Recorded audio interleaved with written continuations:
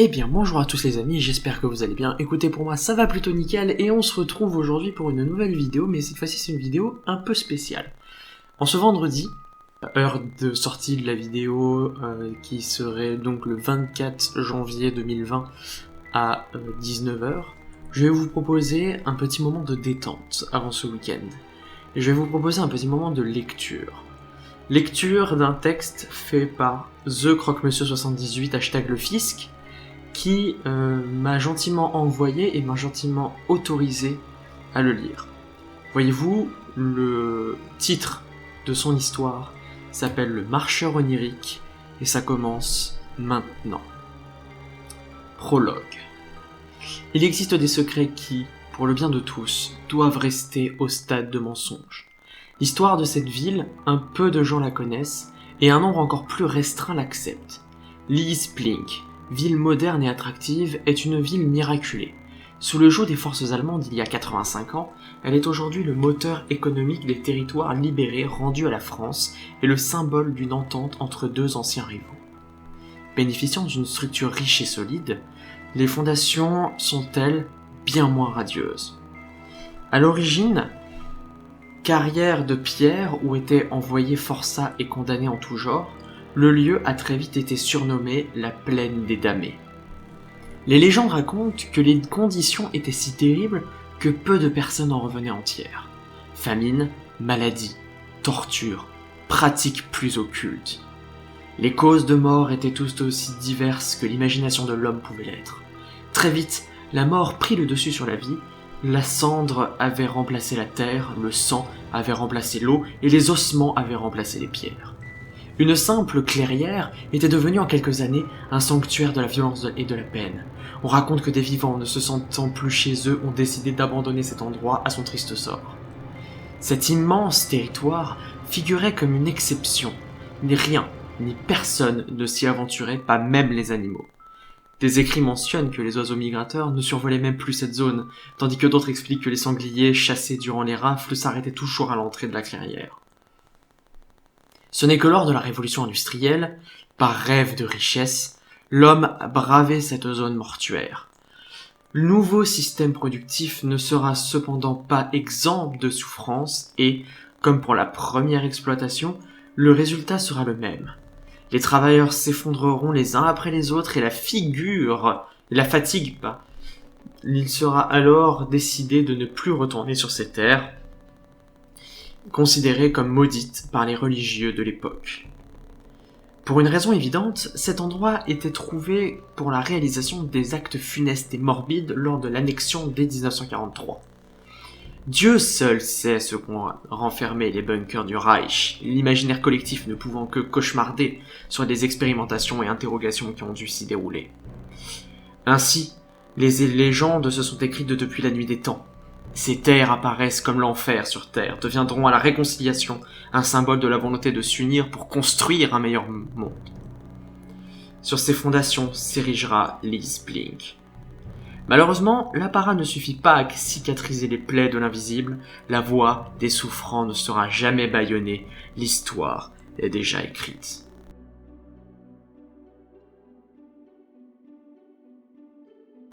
Allô ? Oui, c'est bien moi, Inspecteur Simon. Que se passe-t-il ? Comme à l'époque ? Je vois, oui. Vous n'avez touché à rien. Bien, j'arrive au plus vite. L'inspecteur Simon travaille à Liesplink depuis une bonne trentaine d'années. Il a vu sa petite ville grandir jusqu'à atteindre sa maturité d'aujourd'hui. Comme toute chose ayant vocation à grandir, des problèmes peuvent survenir de temps en temps, mais il a toujours été présent pour y trouver la solution. Presque à chaque fois. Sa réputation faisait partie intégrante de l'identité de la ville et avait fait de lui une légende aussi admirée par les citoyens que détestée par les criminels. Une nouvelle affaire se présentait aujourd'hui à lui. J'ai fait au plus vite, résumez-moi les faits. La victime, Monsieur Roger, est un retraité veuf, apparemment sans histoire. Ses voisins parlent de lui comme étant un homme particulièrement serviable, à qui on ne connaissait pas l'ennemi. Son corps a été retrouvé ce matin par sa femme de ménage qui passe toutes les quelques temps afin de l'aider car il souffrait de quelques problèmes de mobilité. À son arrivée, personne ne lui ouvrant, selon ses dires, 1h17 d'attente.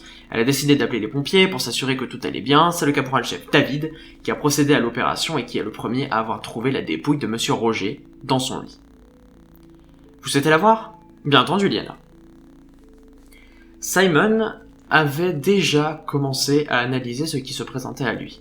Une victime sans histoire, aucune trace d'effraction n'a été relevée, la victime était supposée être seule chez lui. En arrivant dans la chambre du défunt, une sensation désagréable provoqua un léger tremblement le long de sa colonne vertébrale. La chambre était encore plongée dans la pénombre et laissait entrevoir un vieil homme paisiblement endormi dans son lit. Aucune effraction ici aussi ? Nous n'avons pour le moment rien remarqué. Avez-vous une idée de l'heure et de la cause du décès ? Il est difficile de parler sans examen approfondi. Des voisins affirment l'avoir invité à dîner la veille, il était rentré sans souci par la suite, ceci a dû se produire durant la nuit. Pas de traces de lutte, et la cause du décès ? Seule la couverture ayant été déplacée depuis notre arrivée, nous n'avons pu voir qu'une blessure inexplicable au niveau de son abdomen. Regardez. En s'approchant du défunt, Simon ne put s'empêcher de regarder son visage. Des traits d'apaisement semblaient encore dessinés sur son visage comme s'il dormait et rêvait encore. Un petit sourire n'avait pas encore été effacé. C'est en abaissant le regard que sa paix visible laissait place à la réalité. Une large perforation dans l'abdomen. Cependant, et ce malgré la taille impressionnante de la blessure, il n'y avait aucune trace de sang. Quel type d'objet pouvait infliger cela ? Je ne comprends pas ce qui a pu causer cela et encore moins pourquoi il n'y a eu aucune trace de sang. Nos techniciens pensent qu'il ne s'agit ni d'une arme blanche, ni d'une arme à feu, peut-être une bête ou une volonté de déchiqueter la victime, mais cela n'explique pas l'absence de sang. Par ailleurs, l'hypothèse de la bête semble peu probable, vu la blessure semble unique et qu'il n'y a aucun autre indice laissant penser ceci. Qu'en pensez-vous ? Je ne dirai rien pour le moment et attendrai la fin des expertises. Pardonnez-moi, j'ai une urgence à régler. D'ordinaire, l'inspecteur pouvait flâner de longues heures pour analyser le moindre recoin, le moindre élément. Rien ne lui échappait. Cette sensation, il ne la connaissait que trop bien. Tous les plus grands mystères de sa carrière présentaient une victime supposément morte dans des conditions similaires. Ce mystère le rongeait depuis tant d'années. Maintenant qu'il pensait avoir assuré la sécurité des habitants de sa ville, voilà que son nouveau cauchemar reprenait de plus belle. Il est de retour.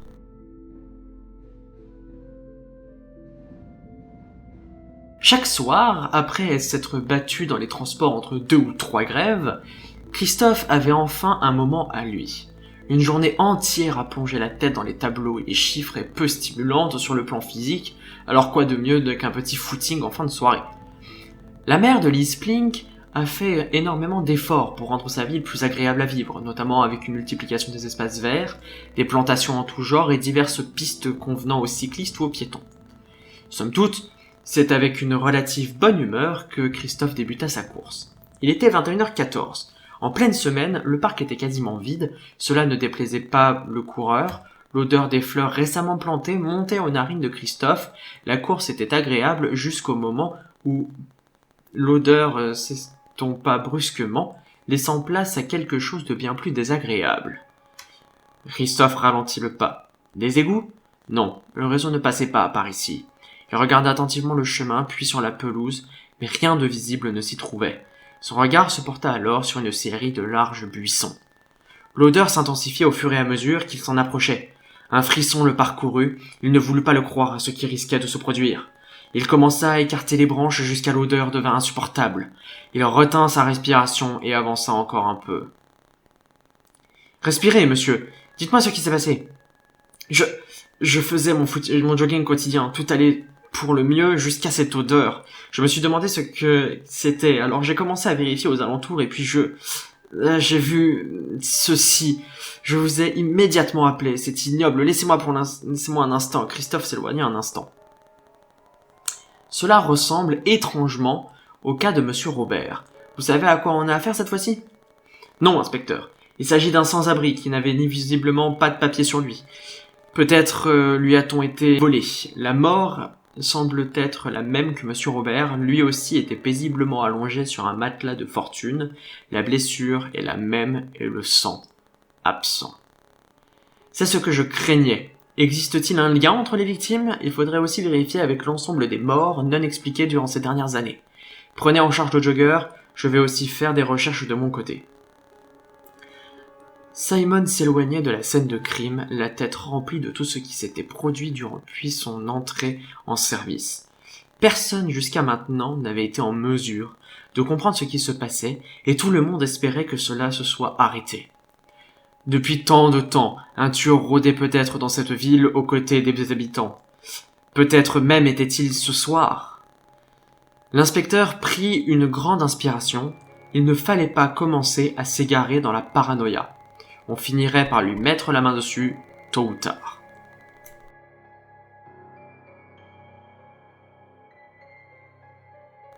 Il ne fallut pas beaucoup de temps pour que la presse s'empare du sujet.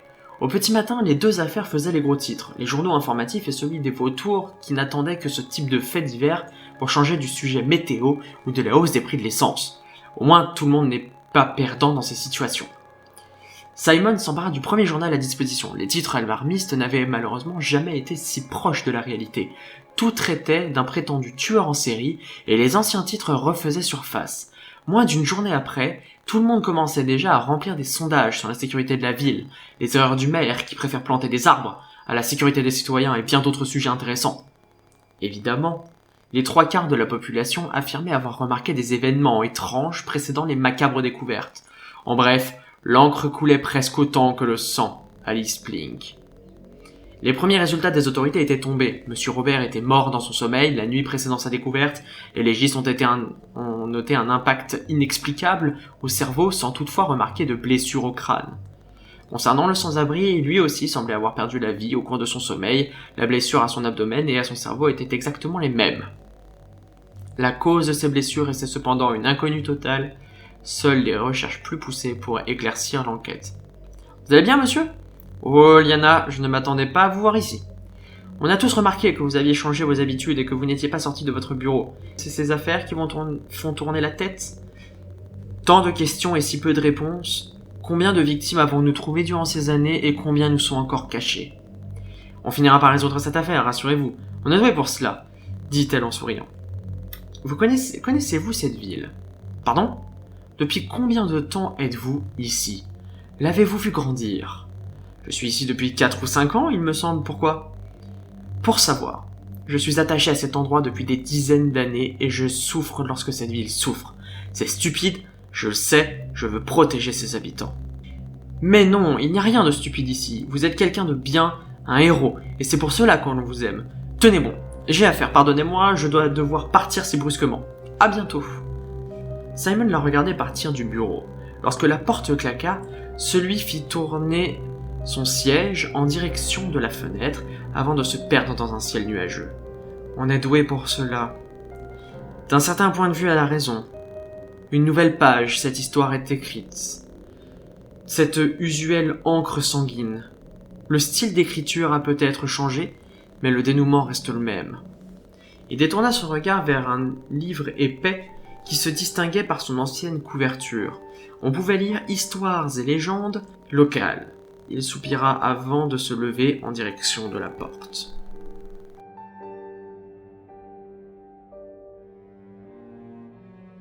Avec toi, je sais que je serai pas déçu, dit-il en retirant son suite. Et toi non plus, tu ne le seras pas. Vu ton blaze, dit-elle en ricanant, te fous pas de ma gueule, ou tu risques de la sentir passer. Je suis celui dont on n'espérait rien dans la famille. J'étais l'handicapé selon mon père, le petit qui foutait la honte.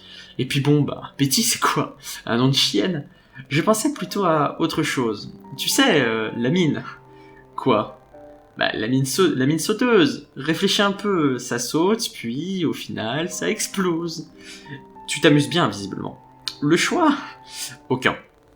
Elle a fermé les rideaux de la vieille caravane avant de déboutonner son chemisier et de détacher les cheveux. Lorsqu'elle se retourna, il était torse nu et la tira vers la couchette. Elle fit glisser ses mains sur son torse avant de lui proposer un baiser délicat. Celui-ci la grippa violemment par les hanches et la rapprocha.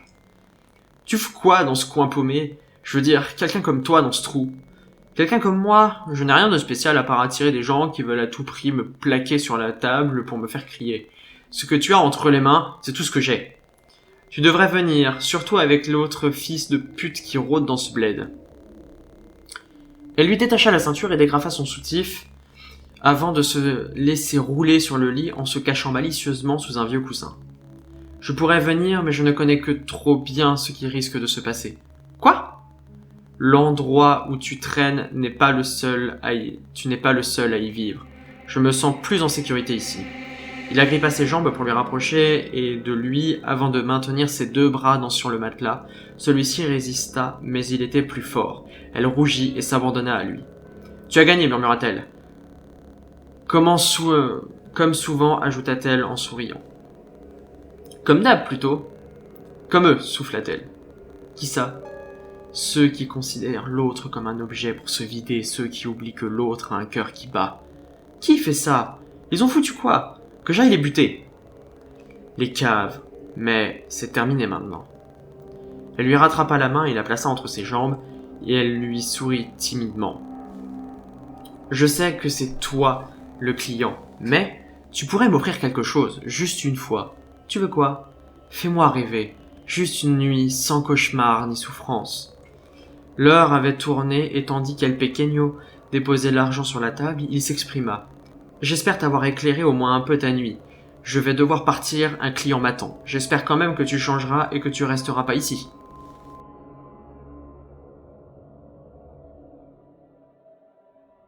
Bordel, j'aurais pas pu dire comme ça. Et l'autre, là, il est où?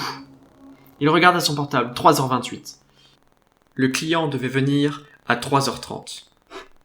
Le rendez-vous avait lieu derrière des entrepôts qui stockaient divers véhicules autrefois. Il ne restait que des carcasses et de la vieille ferraille rouillée. Un vent, un coup agréable, un autre coup glacial s'engouffrait à travers les portes et que l'on ne pouvait plus fermer, offrant ainsi une douce mélodie de claquements. Il était impossible de savoir si le vent en était la seule musicien. Je suis vraiment con, moi, des fois. Jamais je reviens ici. 3h29. Il avait l'impression d'avoir attendu comme un cri au loin. Le vent s'était soudainement calmé. Il faisait bon désormais. Je pensais encore à son début de nuit, quand un crissement de pneus l'extirpa de ses pensées. Une magnifique berline noire s'arrêta à l'entrée de la cour et un homme en sortit. « Tu as ce que je t'ai demandé? Je suis fatigué et ça me ferait chier de devoir attendre. »« J'ai tout, comme convenu. D'où tu sors ce petit bijou? »« C'est le bise. Je te donnerai des plans, tu verras. Un jour, la Mercedes aura la même valeur qu'un ticket de bus. »« Si tu le dis. Et tu restes ici. Tu pourrais faire des envieux. »« J'en fais déjà. C'est la vie, je suis né ici, je ne bouge pas. On finira par sortir de cette merde et au moins, je sais que t'es fiable. Bref, balance le matos, si tu veux, on se capte demain. » El Pequeño donna des sachets avec précaution, en contrepartie de quoi il reçut une belle quantité de liquide. « Je t'ai donné un petit surplus, je t'ai dit qu'on sortira tous d'ici. Je me taille, la semaine a été agitée. À plus, je vais essayer de ne pas me buter tout seul comme un pro. » Alors que le bruit du moteur s'éloignait petit à petit, le dealer regardait la liasse qu'il avait en main. Il y avait au moins le double de ce qu'il aurait dû obtenir. Il rangea l'argent et commença à marcher. Le vent recommençait à souffler, faisant voler des feuilles dans la cour désormais vide. Aucun son, aucune vie. Il pensait à ce que ce surplus pourrait lui apporter. Il pensa essentiellement à Betty. C'est ce que je devrais faire, mais si ça se savait, on me verrait comme un type avec le cœur sur la main. On sait ce qui leur arrive à ceux-là, et j'ai une image à défendre. Il venait tout juste de sortir de la zone des entrepôts et commençait à se diriger vers la cité. La rue était aussi vide que la cour. Dans ce coin, il n'y avait jamais grand monde. Les branches des arbres récemment plantés s'agitaient et se tapaient entre elles. Cette nuit, l'ambiance était plus lourde que l'ordinaire, bien trop calme, bien trop vide. À l'intervalle régulier, le vent s'arrêtait, laissant place au simple bruit de sa propre respiration. Un mouvement sous un lampadaire lui fit relever la tête. Ce n'est que des papillons qui se brûlaient sur l'ampoule. C'est en relevant un peu plus la tête qu'il remarqua qu'il y avait une ombre sur le lampadaire. Il crut que c'était un oiseau, sans être certain. Il s'approcha encore un peu, et vit un corbeau qui le fixait. Au bout de quelques secondes qui parurent être une éternité, celui-ci déploya ses ailes et s'envola dans un unique croassement, déchirant ce silence mortuaire. El Pequeño hésita un instant puis regarda derrière lui, avant de se retourner à nouveau. Le chemin derrière lui paraissait bien plus sombre qu'à l'aller. Bordel, qu'ai-je fait? Égoïste, sombre connard! j'ai fait un demi-tour et me mis à courir dans la direction de la caravane. Et voici, je tiens à dire que je ne suis pas arrivé jusqu'à la fin. Dites-moi si jamais vous voulez en commentaire la suite de cette histoire. Personnellement, elle me passionne beaucoup. Je dirais que c'est encore une histoire de The Croque-Monsieur 78, hashtag le fisc, qui est bien connu qui est une bonne connaissance dans la vie réelle. Et je vais continuer à le soutenir et continuer à soutenir le fait qu'il écrive des histoires parce qu'il les écrit bien comme vous avez pu le constater. J'espère avoir fait honneur à son texte. Dites-le moi encore en commentaire si jamais vous voulez la suite. N'hésitez surtout pas, si le format vous plaît, à partager la vidéo. Sur ce, je vous donne rendez-vous dans une prochaine vidéo. Sur ce, portez-vous bien. À plus tard. À la prochaine. Salut à tous. Tchou tchou bye bye. En direct de Liz Plink.